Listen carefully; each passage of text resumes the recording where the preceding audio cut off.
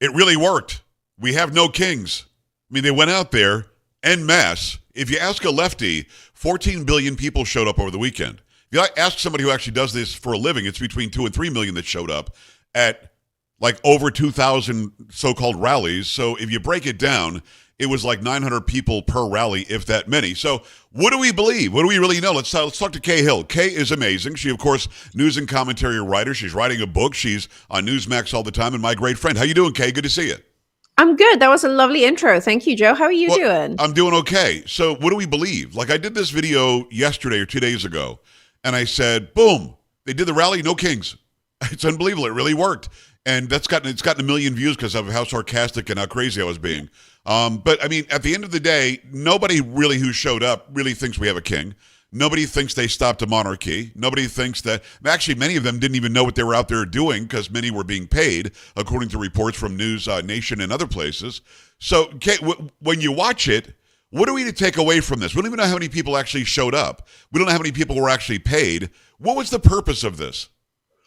I think the purpose for a lot of people was just to get out and do something on like one of the last warm Saturdays of the year. Like Joe, I'm with you. Most of the people who went to these rallies, half of them didn't know why they were there because, like, I don't know if it was actually half, but a lot of them were paid to be there. Right. I think a lot of them were probably some like deep state operatives. We see them at, basically every major event. Like we have feds involved in some way, shape, or form. In everything, and then right. You've got the rest of the idiots who showed up who, A, don't seem to understand that we don't have any kings, B, can't answer the question. I think this was the Daily Caller went out and asked people like what they were protesting and what freedoms they'd lost under Trump. And they just couldn't answer the question because no one's lost any freedoms under Trump. He doesn't want to exist to eradicate your freedoms. He's done pretty much, other than like one or two things, everything he campaigned on.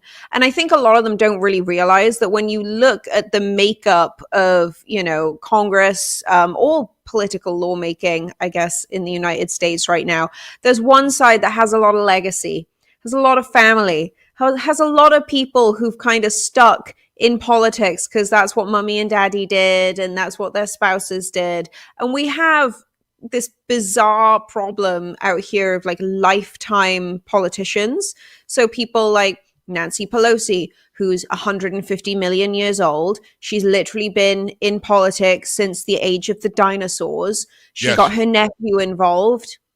Gavin Newsom, everyone knows him as that guy who doesn't answer questions and gets very uncomfortable and squeamish and can't actually debate when he's asked any difficult questions about the total collapse of his state.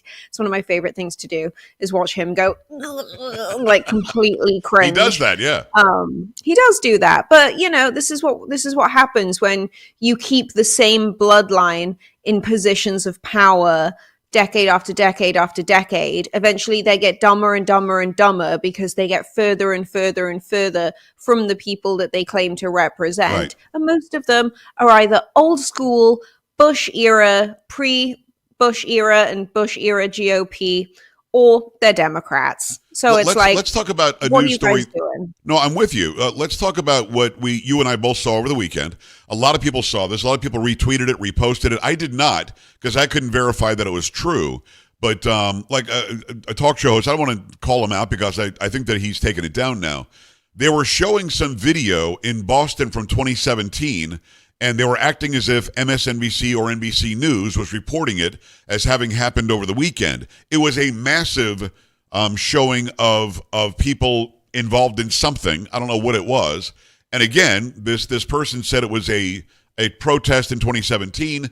It was not over the weekend that MSNBC or NBC was reporting it incorrectly. What is the update on that? Was that a real video? Was that AI? Has NBC said something about that? So NBC has said something about this. The video itself, so it was a video of a huge crowd that a lot of people initially claimed was from, like you said, 2017. Right. And at the same time, people were claiming it was from the No King's Day protest. Now, Joe, the BBC are the ones who've quote unquote debunked the fact that it was actually a No King's Day protest. It was a huge crowd that showed up in Boston. apparently, allegedly, Grok got it wrong when it did its analysis and said, no, this is from. Well, here's the thing, though, Joe. And this is one of my favorite debates and arguments. Not even an argument. This is just like how I like to slap things out of my family members' hands when they talk about the British press. Okay. The BBC is, yes, it's taxpayer funded, but it doesn't actually speak for the British taxpayer. It's one of the most corrupt, one-sided, biased news outlets you could possibly shake a stick at. They take huge amounts of Chinese funding. Then you've got NBC, who, again, I mean, they might have a bias. I don't know. Have you noticed that NBC might have a bias? The National Broadcasting Company? Stop it. No, they might have a bit of a lefty bias. They certainly have a bias. All right, so what we know as of right now is what? That was an actual picture of an actual crowd somewhere? According to the BBC and NBC, that was apparently the crowd at the No King's Day protest in Boston. But I don't know about you, Joe, but I look at my Instagram. I even look at, not so much, I guess, on my X account, because I mostly just read people on there. And there's a lot of just like politics and ancient histories. I'm pretty biased on my X account. But when I go on Instagram, for example, I don't use TikTok, there's a lot of AI out there. And it's pretty much indistinguishable at this point from real footage, real videos.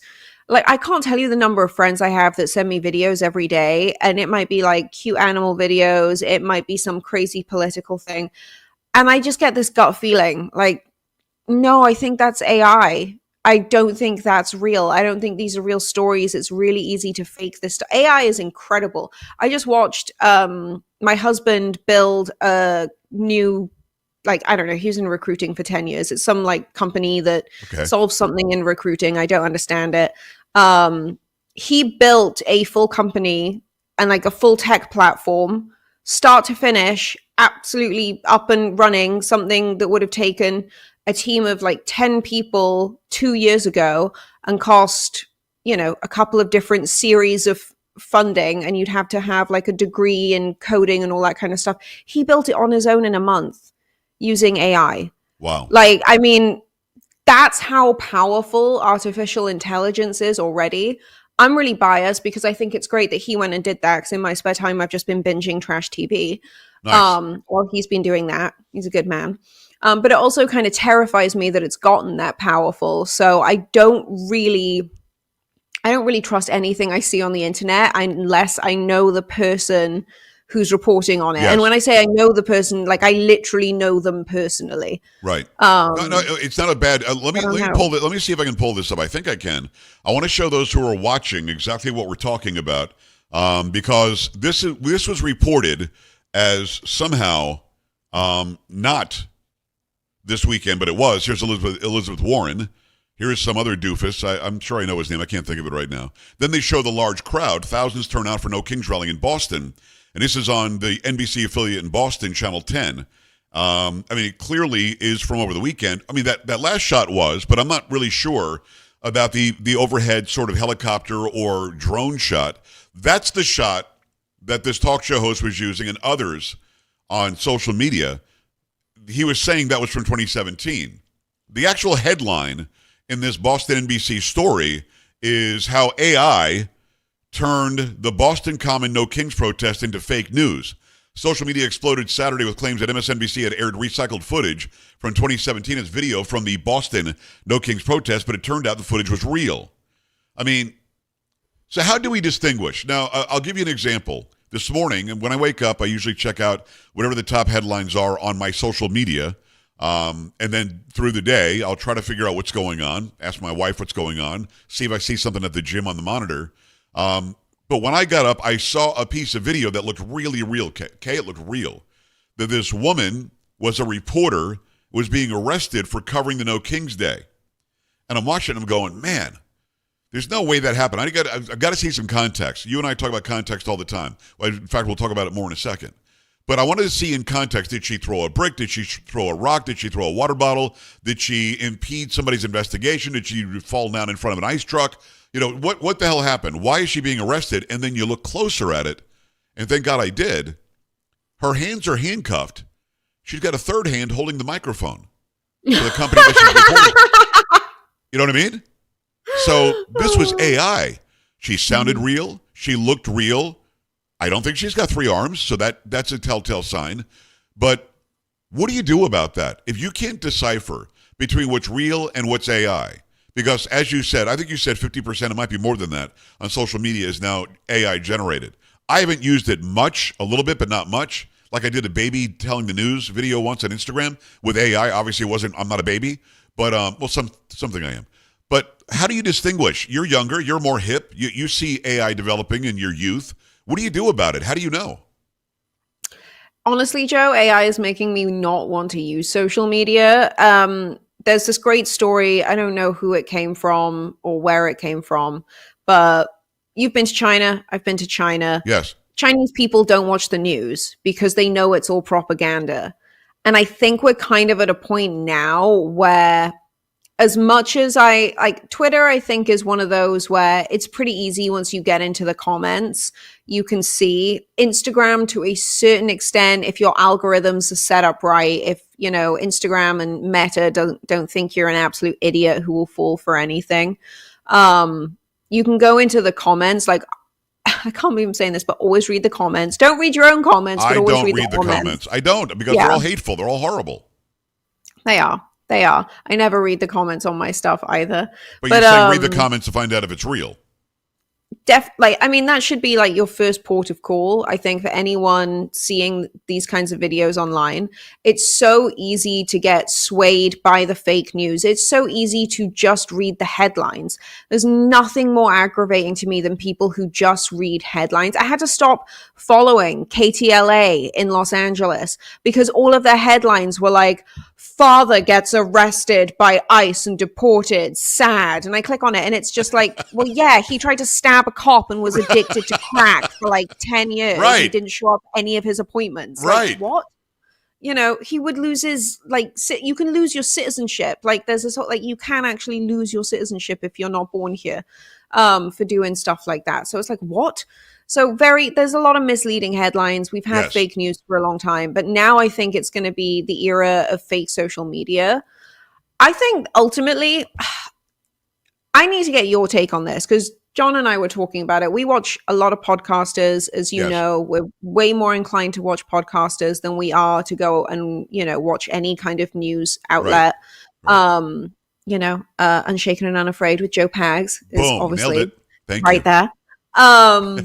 No, we turn to independent journalists and a lot of comedians because you get long form narratives, which is better for you. You get way more context out of long form than you do from any clip you'll ever see online. Right. You're not being fed the biases because you're being given the opportunity. Like everyone doing interviews, unless you're that George Stephan, whatever his name is, who cut off JD Vance the other day mid interview, unless you're him, everyone that we watch affords pretty lengthy discourse to all of their guests, even those they disagree with.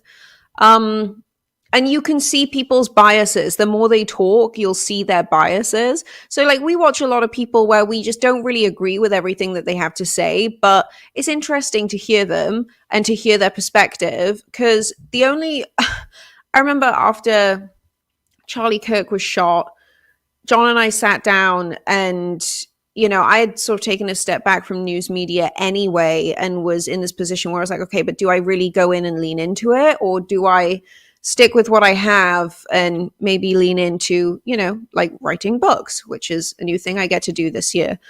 And we basically came to this situation where it was, we can't switch off from everything that happens in the news media because we don't want to be in a position where we're sitting in our home one day and we hear the rioters or we hear the, right. You want to be aware to a point. You want to be aware to a point. Yeah. We want to know what's coming and we want to know what people are planning. Everything's a psyop as far as I'm concerned, but 9 times out of 10 it actually is.